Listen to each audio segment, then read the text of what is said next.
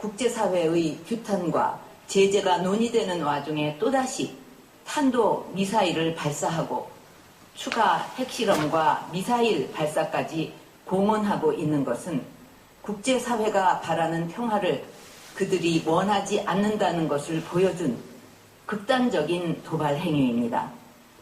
만약 이대로 변화 없이 시간이 흘러간다면 브레이크 없이 폭주하고 있는 김정은 정권은 핵미사일을 실전 배치하게 될 것이고 우리는 두려움과 공포에 시달리게 될 것입니다. 저는 국정의 무게 중심을 한반도의 평화 정착과 통일 기반 구축에 두고 더 이상 한반도에 긴장 상황이 일어나지 않도록 하고자 노력을 다해왔습니다.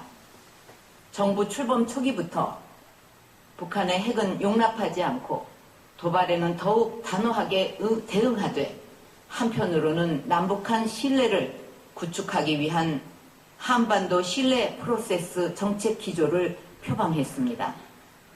2014년 3월에는 드레스덴 선언을 발표하여 민생, 문화, 환경의 3대 통로를 함께 열어갈 것을 제안하였습니다. 작년 8월에는 남북 간 긴장이 극도에 달한 상황에서도 고위 당국 간 회담을 열어 현안을 해결하기 위해 노력했으며 유니세프, WHO 등 국제기구에 382억 원과 민간단체 사업에 32억 원을 지원해서 북한의 취약계층을 대상으로 보건의료 사업을 펼쳐왔습니다. 작년 10월에는 북한 요청에 따라 우리 전문가들이 금강산을 방문하여 산림병충해 방제 사업을 실시하였고 민족 동질성 회복을 위한 개성 만월대 공동조사 발굴 사업을 진행해 왔으며 그 밖에도 민간 차원의 다양한 교류 협력도 적극 지원하였습니다. 작년 8월에는 경원선 우리측 구간에 대한 복원공사를 착수했고 북한 산업발전을 위한 남북 경제협력 구상도 착실하게 검토해 왔습니다. 돌아보면 1990년대 중반 이후 정부 차원의 대북 지원만도 총 22억 불이 넘고 민간 차원의 지원까지 더하면 총 30억 불을 넘어서고 있습니다. 하지만 이러한 우리 정부의 노력과 지원에 대해 북한은 핵과 미사일로 대답해왔고 이제 수소폭탄 실험까지 공언하며 세계를 경악시키고 있습니다. 국민 여러분, 이제 기존의 방식과 선의로는 북한 정권의 핵개발 의지를 결코 꺾을 수 없고 북한의 핵 능력만 고도화시켜서 결국 한반도의 파국을 초래하게 될 것이라는 점이 명백해졌습니다.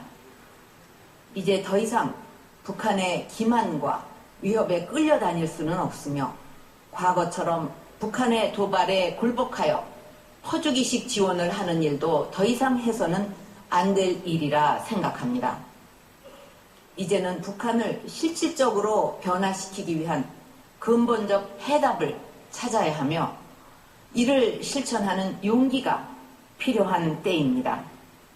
지금 국제사회는 한 목소리로 북한의 도발을 규탄하고 있습니다.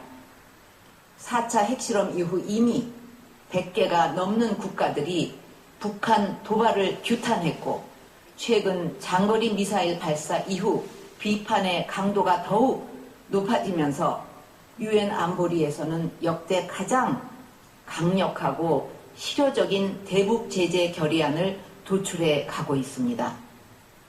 최근 미국 의회는 가장 강력한 대북 제재 별도 법안을 전례 없이 신속하게 통과시켰고 일본과 EU 차원에서도 강력한 대북 제재 조치가 취해지고 있으며 일부 국가들은 북한과의 외교 관계까지 재검토하고 있습니다.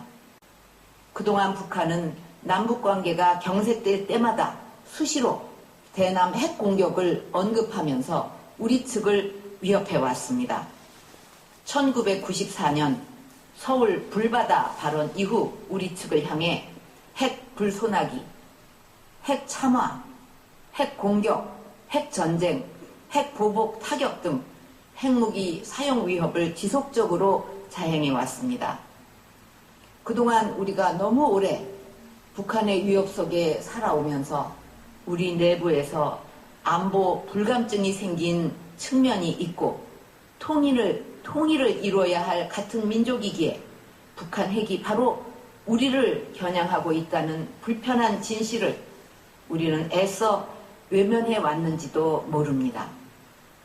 이제 더 이상 설마 하는 안이한 생각과 국제사회에만 제재를 의존하는 무력감을 버리고 우리가 선도해서 국제사회의 강력한 공조를 이끌고 우리 스스로 이 문제를 풀어내기 위해 가능한 모든 방법을 동원해야 합니다.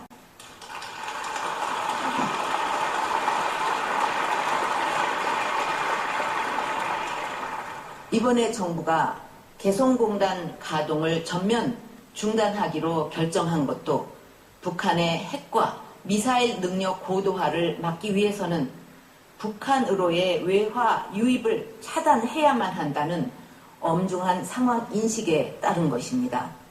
잘 아시듯이 개성공단을 통해 작년에만 1,320억 원이 들어가는 등 지금까지 총 6,160억 원의 현금이 달러로 지급되었습니다.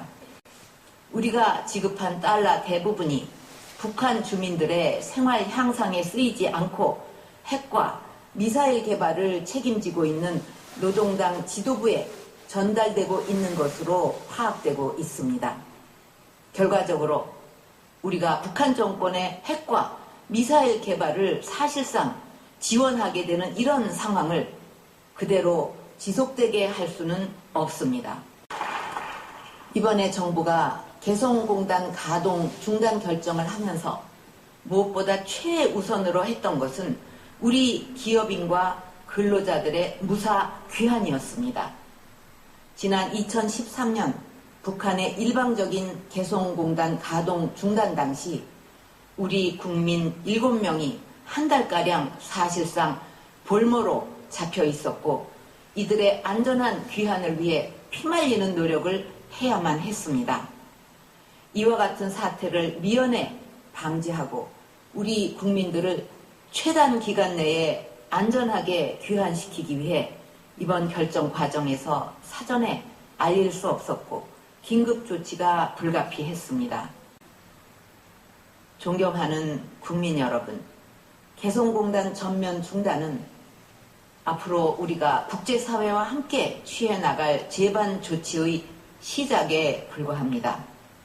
지금부터 정부는 북한 정권이 핵 개발로는 생존할 수 없으며 오히려 체제 붕괴를 재촉할 뿐이라는 사실을 뼈저리게 깨닫고 스스로 변화할 수밖에 없는 환경을 만들기 위해 보다 강력하고 실효적인 조치들을 취해 나갈 것입니다.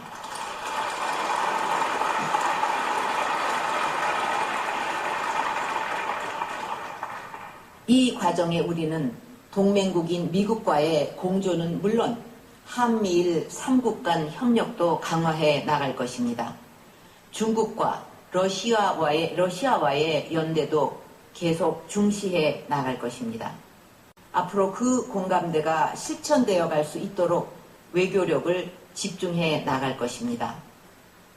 그러나 아무리 강력하고 실효적인 제재 조치가 취해진다 해도 그 효과는 우리나라가 스스로 자기 자리를 잡고 결연한 자세로 제재를 끝까지 일관되게 유지하면서 국민들의 단합된 힘이 뒷받침될 때 나타날 것입니다.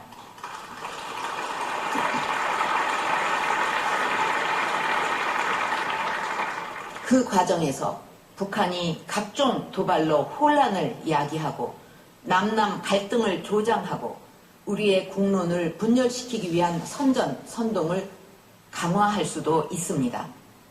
그럴수록 우리 국민들의 단합과 국회의 단일된 힘이 북한의 의도를 저지할 수 있는 유일한 방법이라고 생각합니다.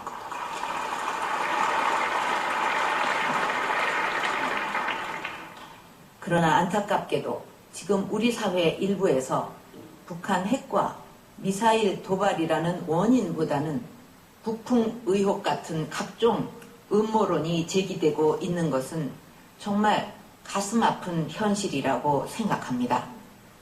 우리가 내부에서 그런 것에 흔들린다면 그것이 바로 북한이 바라는 일이 될 것입니다.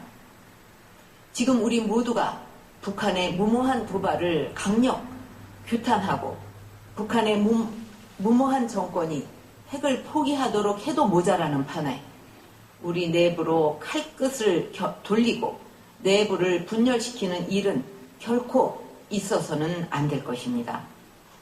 안보 위기 앞에서 여와 야, 보수와 진보가 따로일 수 없습니다. 국가 안보와 국민의 안위는 결코 정쟁의 대상이 될 수도 없고 되어서도 안 되는 것입니다. 국민들이 정치권의 권한을 위임한 것은 국가와 국민을 지키고 보호해 달라고 한 것이지 그 위험까지 선택할 수 있도록 위임한 것은 아닌 것입니다. 장성택과 이영호, 현영철을 비롯해 북한 고위 간부들에 대한 잇따른 무자비한 숙청이 보여주듯이 지금 북한 정권은 극한의 공포 정치로 정권을 유지하고 있습니다.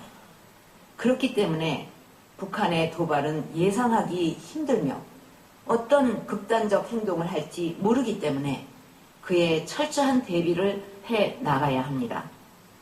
이제 우리는 대한민국을 지키겠다는 국민 모두의 결연한 의지와 단합, 그리고 우리 군의 확고한 애국심이 어느 때보다 절실한 시점입니다.